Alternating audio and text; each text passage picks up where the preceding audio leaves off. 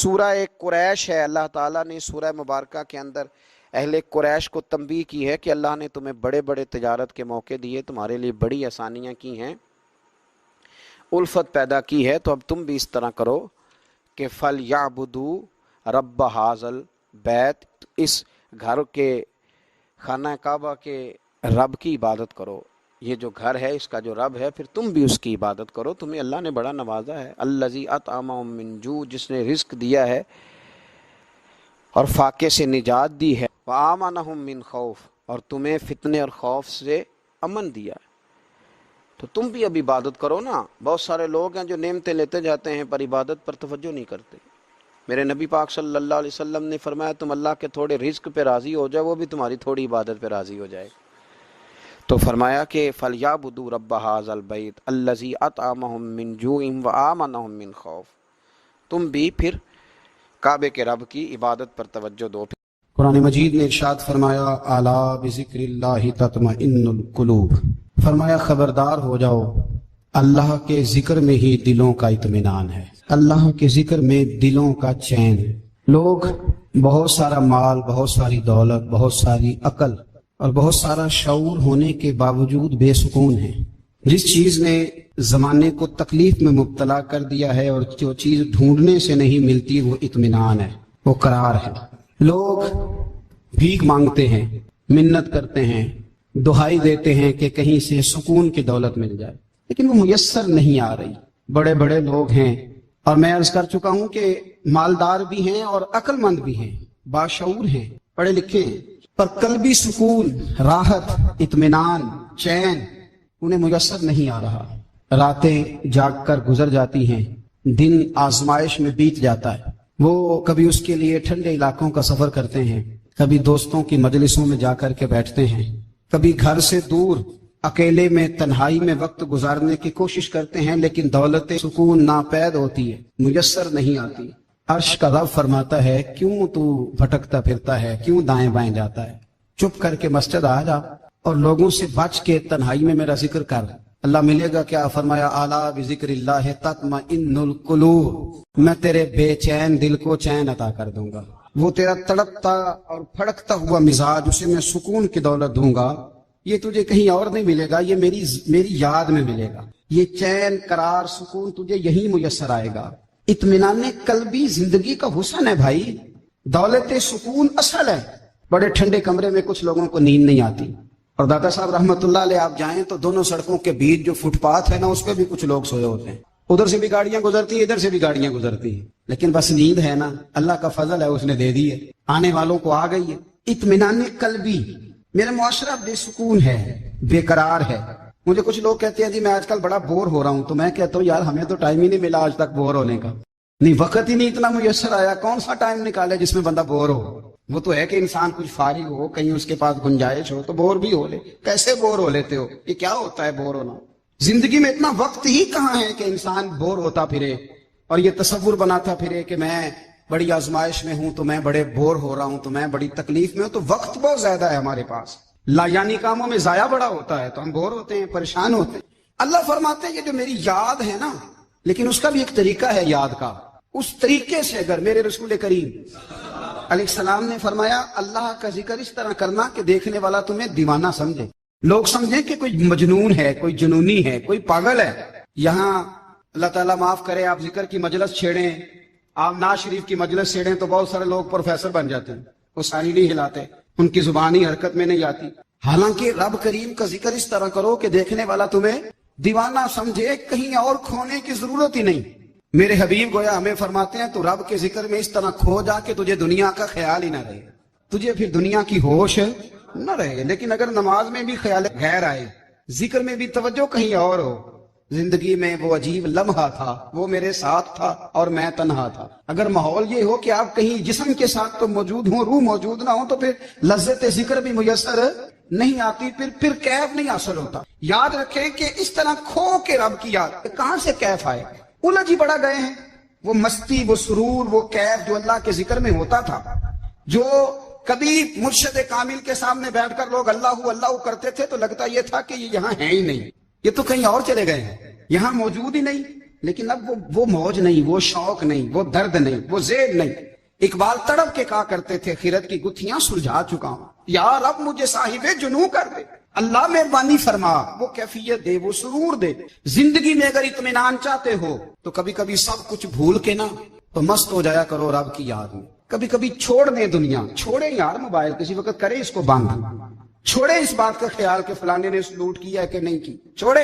حضرت باجزید بستامی رحمت اللہ تعالیٰ علیہ فرماتے ہیں میں نے اعتکاف کبھی اپنی مسجد میں نہیں کیا، لے کے سارے ہی ہاتھ چومنے والے، سارے ہی پیار کرنے والے۔ فرماتے ہیں میں جب اعتکاف کرتا تھا تو میں بستان سے دور نکل جاتا تھا جہاں کوئی مجھے جاننے والا نہ ہو۔ اٹھ بلیا چلو تھے وسیے جتھے وس دے نہیں سارے ینے، نہ کوئی ساڈی ذات پچھانے تے نہ کوئی سانو مننے، چلو ادھر چلے۔ اٹھ بلیا چلو تھے وسیے جتھے وس دے نہیں سارے ہی، نہ کوئی ساڈی ذات پچھانے تے نہ کوئی سانو۔ اتنا شوق ہے سلوٹ کرانے کا، اتنا شوق ہے تعارف کرانے کا، اتنا شوق ہے اپنا بتانے کا، تو یہ چیز غلبہ کر جاتی ہے، پھر نام رہ جاتا ہے، روح نہیں رہتی، پھر وجود رہ جاتا ہے، پھر باطن کی کیفیت نہیں رہتی۔ خدا را اپنے آپ کو بے چین نہ کرو، بے قرار نہ کرو، بے سکون نہ کرو، رب کی یاد میں آ جاؤ، درود و سلام میں آ جاؤ، نعت کے حسن میں آؤ، تلاوت کی دنیا میں آؤ، سجدوں کے نور میں آؤ۔ آؤ کبھی کھول کے دل مسجد کی صفائیاں کریں، آؤ نہ کبھی کوئی بوڑھا دادی نانی دادا ان کے پاس بیٹھ کے پیر دبا کے اللہ کو راضی کرے۔ یہ کیف والی جگہ ہیں، یہ سرور والی جگہ۔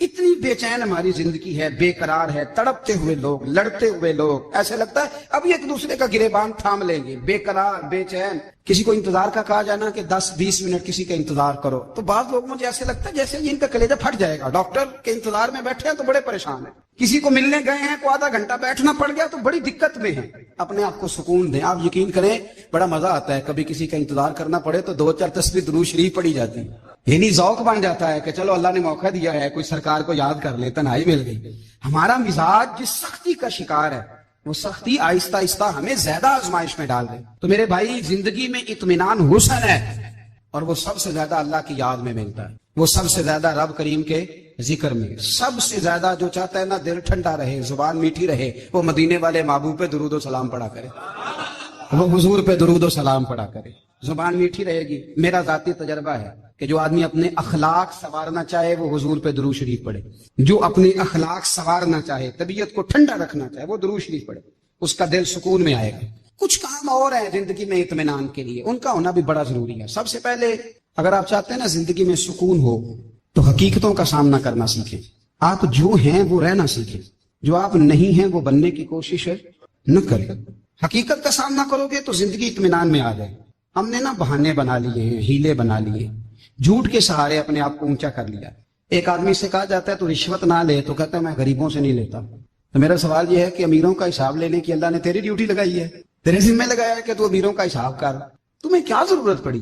ہم نا بہانہ کرتے ہیں، رشوت لینے والے کا الگ بہانہ ہے اور سفارش والے کا الگ بہانہ ہے۔ حقیقت کا سامنا کریں، حقیقت کا۔ جو میرے ذمہ داریاں ہیں وہ میں نے پوری کرنی، جو آپ کی ذمہ داریاں ہیں وہ آپ جان نہ چھڑائیں، حقیقت پسند بنے۔ میرے رسول کریم پھر پڑھیے درود شریف صلی اللہ تعالی علیہ۔ حضور صلی اللہ علیہ وسلم نے فرمایا کہ میری بیٹی سیدہ فاطمہ الزہرا رضی اللہ تعالی عنہا صرف جنتی نہیں، جنتی عورتوں کی سردار ہے۔ لیکن حضور نے یہ بھی فرمایا کہ فاطمہ یہ خیال رکھنا اگر اللہ نے حساب پوچھا تو حساب تم نے خود دینا ہے۔ حقیقت کی طرف توجہ کرائی حضور نے، وہ صرف جنتی نہیں، جنتی عورتوں کی سردار ہیں، پر حقیقت کی جانب توجہ۔ میں حقیقت یہ ہے کہ اگر مالک نے حساب پوچھا تو اس کی تیاری بھی کرنی ہے۔ دیکھیں نا ہمیں کچھ یقین نہیں، اللہ معاف کرے کہ ہمارا حساب کیسا ہوگا، لیکن کتنے آزاد ہیں۔ یعنی بڑی دلیری سے بندے کہتے ہیں فجر نہیں پڑھتا جی، 3 پڑھتا ہوں جی، شاہ رہ جاتی ہے جی، کپڑے صاحب، بڑی دلیری سے۔ اور سیدہ فاطمہ الزہرا نے ساری رات مصلی باز رکھا ہے، حالانکہ انہیں یقین تھا کہ رب مجھے بغیر حساب کتاب جنت دے گا۔ حقیقت کا سامنا کریں، جو حقوق آپ کے ہیں وہ آپ نے ادا کرنے، جو ذمہ داریاں ہیں وہ ذمہ داریاں ہیں۔ دیکھیں نا حضرت موسیٰ کلیم اللہ علیہ السلام کے پاس اسرائیل روح نکالنے آئے تو حضرت موسیٰ نے تھپڑ مارا، آنکھ نکال دی، واپس گئے۔ اللہ انہوں نے تو جلال فرمایا، کہا موسیٰ علیہ السلام سے کہیے بیل کی پشت پر ہاتھ رکھیں، جتنے بال ان کے دستے مبارک کے نیچے آئیں گے اتنے 1000 سال ان کی عمر بڑھا دی جائے گی۔ یعنی میرے کان میں کوئی بتا دے کہ جناب 60 سال بڑھ گئی، یا آپ کے کان میں کوئی کہہ دے تو خوشی ہوتی ہے کہ نہیں؟ لیکن یہ حقیقت پسندی نہیں، اس لیے کہ 60 بھی گزر جائیں گے، 70 بھی، یہ حقیقت نہیں۔ حضرت موسیٰ کلیم، چلے میں مثال دیتا ہوں، سمجھ لے 10 بال، حالانکہ بہت زیادہ آتے ہوں گے، 10 بال اگر حضرت موسیٰ کے ہاتھ کے نیچے آئے تو 10,000 سال تو عمر بڑھ گئی نا. 10 یعنی 10 سال نہیں، 10 100 نہیں، 10 بہت زیادہ تھی نا. حضرت موسیٰ کلیم اللہ علیہ السلام سے آ کے عرض کیا گیا حضور بیل کی پشت پر ہاتھ رکھیں، جتنے آپ کے ہاتھ کے نیچے بال آئیں گے اتنے 1000 سال عمر بڑھ جائے گی. تو حضرت موسیٰ نے حقیقت پسندی والی بات کی. فرمایا پھر کیا ہوگا؟ 10,000 سال کے بعد پھر کیا ہوگا؟ کہا حضور جانا تو پھر بھی ہے. فرمایا پھر ابھی چلتے ہیں. اگر جانا ہے نا، جانا ہے تو پھر، اگر جانا ہے تو پھر ابھی. اور سجنوں اگر نماز پڑھنی ہے تو ابھی کیوں نہیں؟ اگر داڑھی رکھنی ہے تو پھر رمضان کا انتظار کیوں کریں؟ ابھی کیوں نہیں؟ اگر سچ بولنا ہے تو پھر، اگر رزق حلال کھانا ہے تو پھر انتظار کا ہے. حقیقت ہوتی ہے، بہانہ ہوتا ہے. حقیقت چھپ نہیں سکتی بناوٹ کے اصولوں سے، کیونکہ خوشبو آ نہیں سکتی کبھی کاغذ کے پھولوں سے. یہ بات یاد رکھیں. اگر جانا ہے تو حضرت کلیم فرمانے لگے پھر 10,000 سال کے بعد بھی جانا ہے. تو آج بھی ہمیں بے قراری زندگی میں اس لیے کہ ہم حقیقت پسند نہیں، ہم بہانوں میں، ہم ہواؤں میں جیتے ہیں، ہواؤں میں، خیالات میں زندگی گزارتے ہیں. بڑا ٹائم پڑا ہے. مثلاً کتنا میرے رسول کریم صلی اللہ تعالی علیہ وآلہ وسلم نے ایک دن صحابہ سے فرمایا تمہیں حیا نہیں آتی؟ حضور کیا ہوا؟ فرمایا وہ والے مکان بناتے ہو جن میں تم رہ نہیں سکتے، وہ والا مال جمع کرتے ہو جو کھا نہیں سکتے، حیا نہیں آتی؟ عرض کی حضور حکم کریں. تو محبوب فرمانے لگے جوتے کا ایک تسمہ بند کرتا ہوں تو سوچتا ہوں دوسرا بند کرنے سے پہلے موت آ جائے گی. ایک سانس اندر جاتی ہے تو دوسرا آنے سے پہلے میں یاد کرتا ہوں کہ مجھے دنیا سے جانا ہے.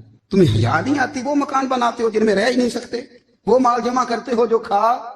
حقیقت پسند نہیں بھائی. ہم بہت سارے لوگ ہیں بڑی باتیں سناتے ہیں، بڑی. میں کہتا ہوں اصل میں نا زیادہ باتیں سنا کے نا بیچارہ اپنے آپ کو مطمئن کرنا چاہتا ہے. اصل بات یہ ہے کہ اندر سے نا ہلا ہوا ہے، کچھ بھی نہیں. بڑا زیادہ ہنستا ہے، مجھے لگتا ہے کہ کوئی گہرا زخم چھپا رہا.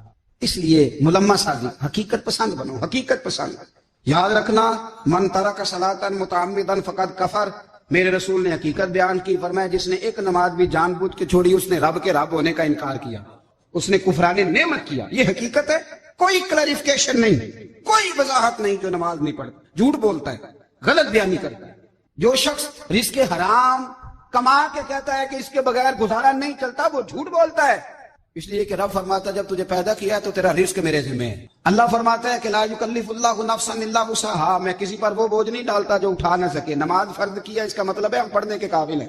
اس نے ہمارے ذمہ داریاں لگائی ہیں تو مطلب یہ ہے کہ ہم ذمہ داریاں ادا کرنے کے قابل ہیں. ورنہ وہ کہتا ہے میں وہ بوجھ ڈالتا ہی نہیں جو تجھ سے اٹھایا نہ جائے.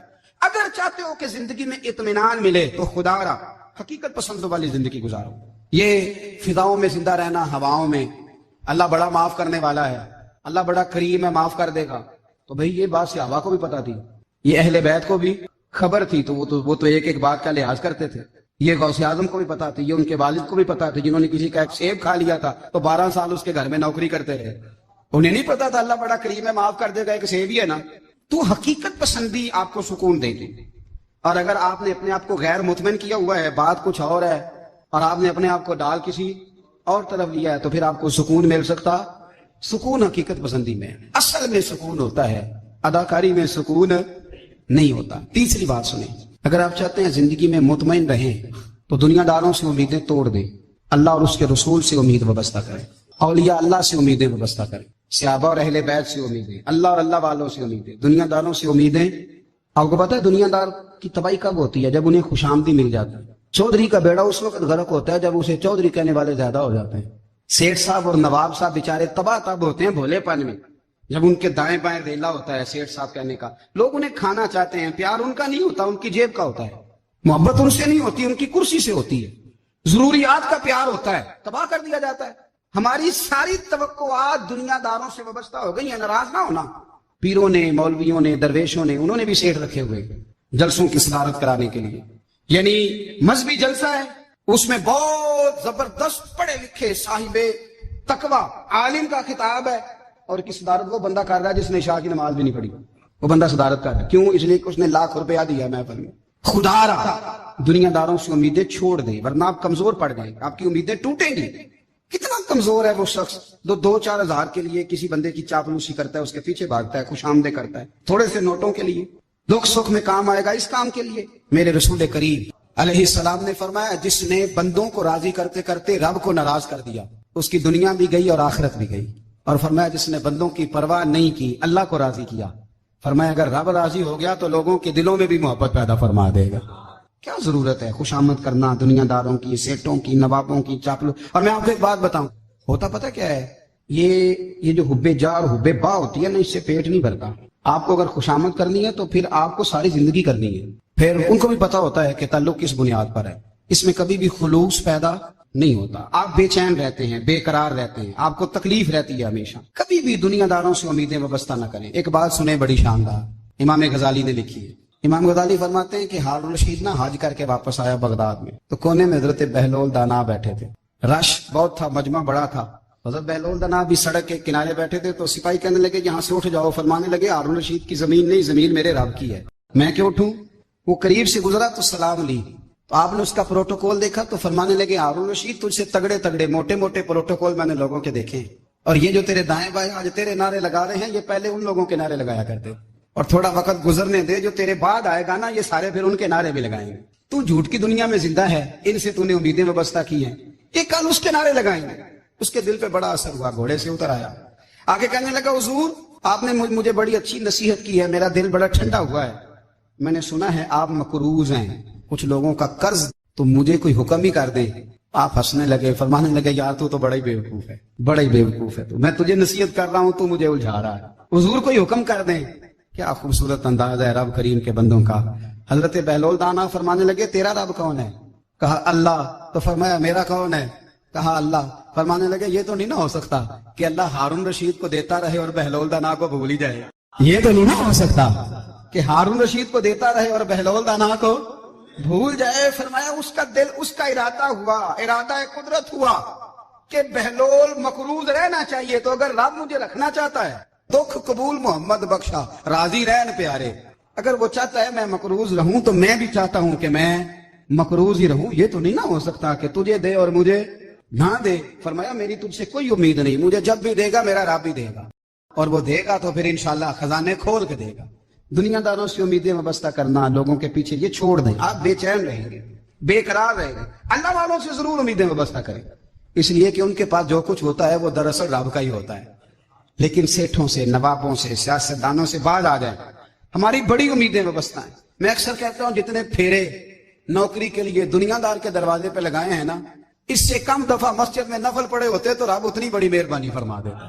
تیسری بات یہ یاد رکھیں، اگر سکون لینا چاہتے ہیں نا، اگر سکون لینا چاہتے ہو نا، تو لوگوں کو ڈسکس کرنا بند کر دو. کس کو اللہ نے کتنے پیسے دیے ہیں وہ جانے اور اللہ جانے، کس کو اللہ نے کتنی گاڑیاں دی ہیں وہ جانے، اور لوگوں کو ڈسکس کرنا. جی یعنی میں ایک جگہ بیٹھا تھا تو ایک صاحب گاڑی والا گزرا، گاڑی میں بیٹھ کے اس کا پڑوسی تھا، کہندے تھا منہ ہے کار والا. میں کہ وہ تے ہے تا ہی بیٹھا ہے. تے ہن میں کہ سمجھانا سی نا انہوں، میں کہ توں تے میں حساب لائیے بھی ساڈے کول کوئی نہیں، وہ تے ہے.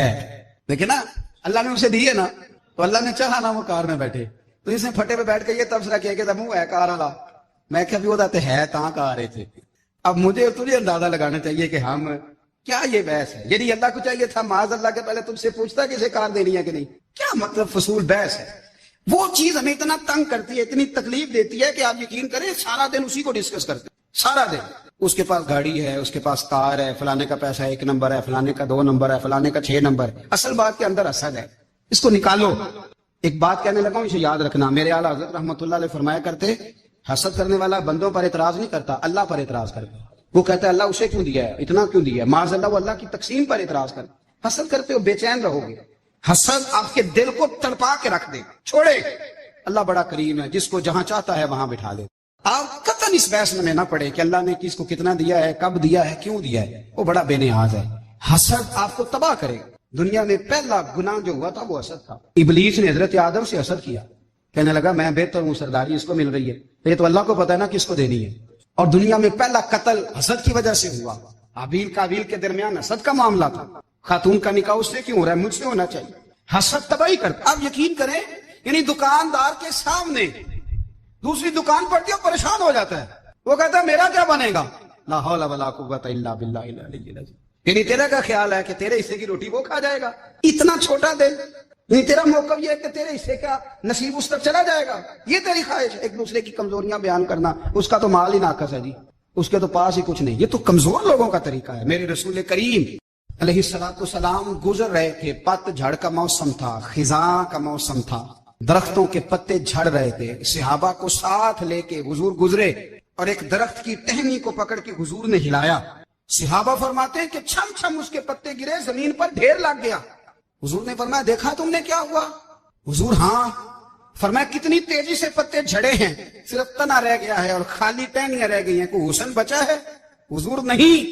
تو نبی کریم فرمانے لگے جو حسد کرتا ہے نا اس کی نیکیاں بھی اسی طرح جھڑ جاتی ہیں، اسی طرح۔ اور ایک جگہ حضور فرمانے لگے جس طرح راکھ لکڑی کو آگ جب آگ کھا جائے تو پھر لکڑی کو لکڑی نہیں کہا جاتا، راکھ کہا جاتا ہے، کوئلہ کہا جاتا ہے، اس کی اصل باقی یعنی اسے کھائی جاتی ہے۔ تو حضور علیہ الصلوۃ والسلام فرمانے لگے جس طرح آگ لکڑی کو کھا جاتی ہے، فرمایا اسی طرح حسد نیکیوں کو کھا جاتا ہے، نیکیاں رہتی نہیں۔ حسد کرنے والے کے پاس نیکیاں یعنی ان کی اصل شکل موجود، کبھی بھی حسد نہیں کریں۔ اللہ کی تقسیم ہے، جس کو چاہے جب چاہے جتنا چاہے عطا کرے۔ اور چوتھی بات میرے بھائی، کبھی بھی بغض نہ پیدا کریں۔ بغض والے لوگ بے سکون رہتے ہیں۔ بہت ساری کمزوریاں ہمارے اندر ہوتی ہیں نا، پھر اللہ ہماری روزی تو نہیں نہ بند فرماتا، یہ تو نہیں کہتا کہ زمین سے نکل جاؤ۔ اگر یہی والا معاملہ ہو جو ہمارا ہے کہ شادی پہ اس نے میرے ساتھ برا سلوک کیا تھا اب ساری زندگی بغض رکھنا ہے، اگر یہی معاملہ فرشتے اللہ کی بارگاہ میں کہیں کہ یا اللہ اس نے فلانے دن شراب پی تھی اب اس کو زمین میں نہیں رہنے دینا، نظام زندگی چلے گا؟ تو اگر اللہ ہمیں معاف کرتا ہے تو ہم بندوں کو معاف کیوں نہیں کرتے؟ آپ یقین کریں اتنی لمبی عداوتیں، اتنا لمبا حسد، اتنا لمبا بغض، اتنا لمبا حدیث میں نے پڑھی، میں حیران رہ گیا۔ میرے نبی کریم علیہ الصلوۃ والسلام نے فرمایا اپنی بیوی سے کبھی بغض نہ رکھنا، اگر اس کی ایک بات ناپسند ہو تو اسے چھوڑ کے وہ بات دیکھو جو تمہیں پسند ہے۔ میں اس حدیث کو پڑھ کے سوچنے لگا کہ کیا بیوی کا بھی بغض رکھتے ہیں لوگ؟ اب حضور نے کہا ہے تو اس کا مطلب ہے لوگ بیوی کا بغض بھی رکھتے ہیں۔ اب اس پر استدلال کر کے مجھے کہنا پڑے گا کہ سسرال والوں کا بغض بھی رکھتے ہیں، کہنا پڑے گا کہ بھائی کے سسرال والوں سے بھی بغض رکھتے۔ اس حدیث کی روشنی میں سمجھا کہ لوگ بھابھی کا بغض رکھتے ہیں، بغض، ورنہ عادتیں تو ہماری بھی کئی بری ہوتی ہیں۔ اگر عادات ایک وجہ بنے اختلاف کی تو عادتیں تو ہماری بھی کئی بری ہیں، لیکن ہم اپنی بری عادتوں سمیت اپنے آپ سے پیار کرتے ہیں، اور سامنے والے کی ایک بھی عادت بری ہو تو اس سے بغض رکھتے ہیں۔ بغض نہ پیدا کریں۔ میرے نبی پاک علیہ الصلوۃ والسلام نے فرمایا کچھ چیزیں تمہارے دین کو مونڈ ڈالیں گی، تباہ کر دیں گی، کاٹ دیں گی۔ حضور کون سی؟ فرمایا حسد، تکبر اور بغض، یہ تمہارے دین کو تباہ کر دیں۔ ہم بے چین اس لیے ہیں کہ ہم نے بہت سارے لوگوں کا بغض پالا ہوا ہے، اور ہر فیلڈ میں سیاستدان نے سیاستدان کا، ذاتیات پر اتر کے بات کرتے ہیں، معزز ترین لوگ، تاجر نے تاجر کا، الا ماشاءاللہ بعض جگہ پہ اہل علم بھی ایک دوسرے سے عداوت رکھتے ہیں۔ خدا را دل رب کریم کے آنے کا ٹھکانہ ہے، یہ صاف ہوگا تو اس میں رب رسول کے جلوے ہوں گے۔ اگر اس میں عداوت ہو، اس میں بغض ہو، اس میں کینہ ہو، نفاق ہو، سنیں میرے رسول کریم حضرت ابوبکر صدیق رضی اللہ تعالیٰ عنہ کہتے ہیں میں رو ہی پڑا۔ مکہ فتح ہوا نا تو اکرمہ بن ابو جہل نے پیغام بھیجا کہ میں نا کلمہ پڑھنے کے لیے آ رہا ہوں۔ وہ بات لمبی ہے، میں موضوع پہ رہنا چاہتا ہوں۔ کہتے ہیں جب وہ آنے لگا نا تو نبی پاک نے ہم سب کو بلایا، ہم حاضر خدمت ہوئے تو حضور فرمانے لگے کہ اس کے باپ نے نا بڑا ظلم کیا ہے ہمارے ساتھ، ابو جہل نے بڑا ستایا ہے، بڑی تکلیف دی ہے۔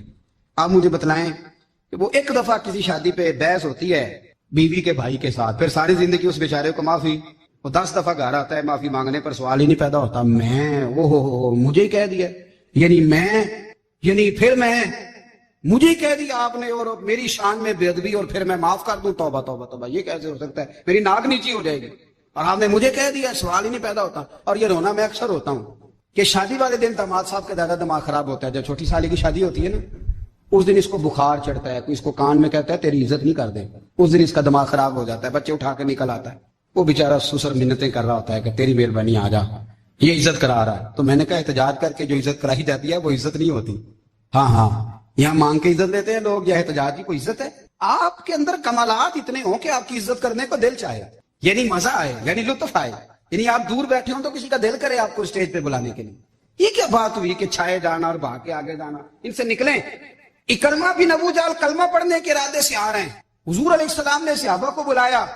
کتنی زیادہ عداوت رکھی جا سکتی تھی معاذ اللہ؟ کب سے وہ چلا تھا ظلم کرنے، اور اس کے بعد اس کا بیٹا شروع ہو گیا۔ کتنی باتیں تھیں جو ناقابل معافی تھیں، پر کریم رسول نے ہمیں بتلایا ہے کہ سکون والی زندگی کہتے کس کو ہے۔ جب سب لوگ جمع ہو گئے تو حضور نے فرمایا بھائی وہ کلمہ پڑھنے آ رہا ہے، اس کے باپ نے ظلم بڑے کیے ہیں، پر میری نصیحت یہ ہے کہ اس کے سامنے اس کے باپ کو برا نہ کہے، خبردار کوئی اس کے سامنے کوئی بات نہ کرے۔ اب وہ کلمہ پڑھنے آ رہا ہے، مطیع ہو کے آ رہا ہے، مان کے آ رہا ہے، کہتے ہیں اللہ کے رسول نے نا کافی دیر تک خطبہ دیا، بریفنگ دی، بات سمجھائی. جناب صدیق اکبر کہتے ہیں میں رو پڑا. ایک صحابی مجھے کہنے لگے تمہیں کیا ہوا؟ تو میں نے کہا میں مصطفیٰ کی رحمت پہ رو رہا ہوں. دیکھو کن کے لیے حضور گراؤنڈ بنا رہے ہیں، اے دیکھو کن کے لیے حضور تیاری کر رہے ہیں، جنہوں نے ساری زندگی دشمنی کی. خدا را یہ اندر سے عداوتیں نکال پھینکو. او بھائی اتنا تو لمبا ٹائم ہی کوئی نہیں، اتنا تو وقت ہی کوئی نہیں، اس کو صاف رکھو. بندہ کوئی کر بھی گیا تو کوئی حرج نہیں.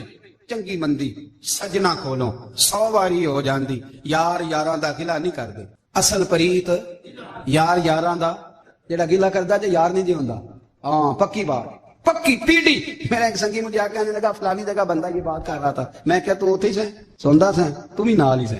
میرا تو سجن بات ہو نہیں سکتا. چنگی مندی سجنا کولو 100 واری ہو جاندی، یار یاراں دا گلا نہیں کر دے. اصل پریت جنہ دی. ہاں جو بندے پھر ہوتے اس طرح کے ان کے لیے بھی میاں صاحب نے کہا ہے، ان کے لیے بھی میاں صاحب نے کہا ہے، ان کے لیے بھی آپ نے بات ارشاد فرمائی ہے. آپ نے فرمایا چنگا ہویا لڑ نیڑیوں چھٹا کتے عمر نہیں لنگی ساری، بے قدراں دی یاری کولوں توبہ لکھ لکھ باری. او چنگا ہویا لڑ نیڑیوں چھٹا کتے عمر نہیں لنگی ساری. جو اس طرح کا تھا نا شکوے کرنے والا، بغض رکھنے والا، فرمایا بے قدراں دی یاری کولوں توبہ، یعنی لاکھ تے لاکھ کنے ہو گئے، یعنی 2 لاکھ باری توبہ کی تھی انہوں نے، گنی نہیں جا سکتی جتنی میاں صاحب نے توبہ کر دی. بے قدرے دوست، بے قدراں دی یاری کولوں توبہ لکھ لکھ باری. چنگا ہویا لڑ نیڑیوں چھٹا کتے عمر نہیں لنگی ساری. تو مہربانی کریں، ایک تو اگر آپ مطمئن رہنا چاہتے ہیں تو کبھی کبھی نا مست ہو کے ذکر الہی کریں. مست ہو، وہ والا ذکر نہیں جس میں آپ موبائل بھی دیکھ رہے ہیں اور کہانیاں بھی. میرے سامنے کو بندہ جمعے والے دن یا تقریر کے درمیان تسبیح لے کے بیٹھ جائے تو میں اس سے پوچھتا ہوں تو دو کام ایک ٹائم کیویں پہ کرنا ہے؟ میری بھی بات سن رہے ہو، تسبیح پڑھے تو ممکن ہی نہیں. تسبیح تو تسبیح ہے، جب وہ ہوگی تو پھر کوئی اور کام سوال ہی نہیں پیدا ہو. ایک تو ذکر کریں محو ہو، دوسری بات حقیقت کا سامنا کریں. آپ اگر مطمئن رہنا چاہتے ہیں تو حقیقت پسند بنے. تیسری بات حسد چھوڑ دیں، دوسروں کو ڈسکس کرنا چھوڑ دیں. آپ یہ دیکھیں کہ اللہ نے مجھے کیا کچھ دیا، اس پہ راضی رہیں. اور چوتھی بات عداوت چھوڑ دیں، سینے میں کینہ چھوڑ دیں. آپ کی زندگی مطمئن ہو جائے گی، آپ خوشحال رہیں گے. وہ جو آپ لفظ کہتے ہیں نا کہ میں بور ہوں، میں پریشان ہوں، اس سے آپ نکل آئیں گے. اللہ ہمیں محبوب کی غلامی میں زندہ رکھے.